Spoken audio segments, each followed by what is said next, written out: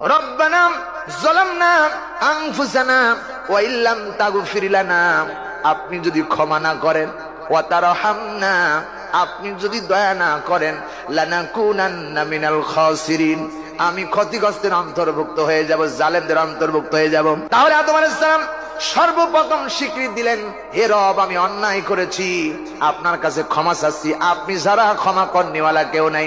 নবীজি বলেছেন, কোন বান্দা যদি আদমের সন্তান দিনের মধ্যে 50 বার যদি কোনো ব্যক্তি এই দোয়াটা পড়তে পারে, রব্বানা যালামনা আনফুসানা ওয়া ইল্লাম তাগফির লানা ওয়া তারহামনা লানাকুনান্না মিনাল খাসিরিন, সমুদ্রের ফেনা পরিমাণ যদি বান্দা গুনাহ করে, পাহাড় বড় বড় যদি গুনাহ করে, আল্লাহ নবী বলেন তার জীবনের গুনাহ খাতা আল্লাহ রব্বুল আলামিন মাফ করে দেন। সবাই পড়েন, রব্বানা যালামনা আনফুসানা ওয়া ইল্লাম তাগফির লানা ওয়া তারহামনা লানাকুনান্না মিনাল খাসিরিন।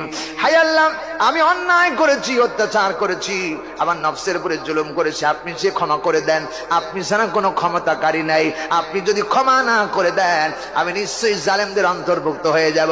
আল্লাহর কসম করে বলি, আদম আলাইহিস সালাম কেবলমাত্র আরাফাতের ময়দানে দাঁড়িয়ে এই কথাগুলো যখন আল্লাহরে শোনায় দিলেন, আল্লাহ রব্বুল আলামিন সঙ্গে সঙ্গে তার জীবনের সব পাপগুলো মাফ করে দিলেন।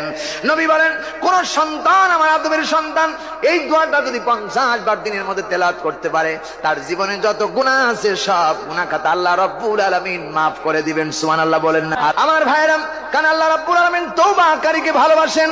আল্লাহ রব্বুল আলামিন বলতেছেন, তওবা যদি করতে হয় তাহলে তওবায়ে নাসুহা করো, নাসুহায়ে তওবা করো। আল্লাহ তাআলা কোরআনে কারীমের মধ্যে বললেন, ইয়া আইয়ুহাল্লাযীনা আমানু তুবু ইলাল্লাহি তাওবাতান নাসুহা আসা রাব্বুকুম আইয়ুকাফফিরা আনকুম সাইয়্যাতিকুম ওয়া ইউদখিলাকুম জান্নাতিন তাজরি মিন তাহতিহাল আনহার।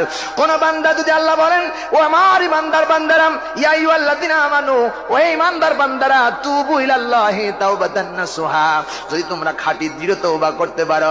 তওবা মানে নসুহা, মানে নসুহা কোনো ব্যক্তির নাম না, নসুহা মানে হলো আমার ভাইরা কোরআনের ব্যাখ্যা হলো খাঁটি তওবা, দৃঢ় তওবা, অবিচল তওবা যদি কেউ করতে পারে, আল্লাহ রাব্বুল আলামিন বলেন, আসা রাব্বুকুম আইয়ুকাফির আনকুম সাইয়্যাতিকুম, জীবনের যত গুনাহ আছে সব গুনাহ খাতা আল্লাহ রাব্বুল আলামিন মাফ করে দিবেন, আর তার জন্য আল্লাহর জান্নাত আল্লাহ রাব্বুল আলামিন বাজেট করে দিবেন।